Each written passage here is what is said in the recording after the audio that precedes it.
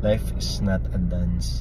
Hindi ito yung parang smooth sailing lang tayo, yung talagang wala tayong magiging problema sa buhay, yung dire-diretso lang tayo. Hindi ganun eh. Itong life na to, napaka palaban sa atin to eh. Kailangan para tayong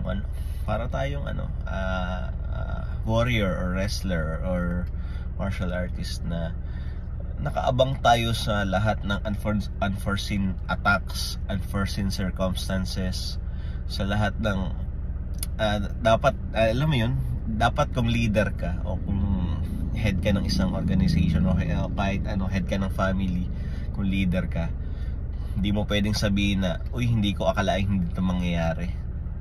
Dapat laging lahat ng unforeseen hanapin mo. Hindi tayo magiging smooth sailing habang buhay.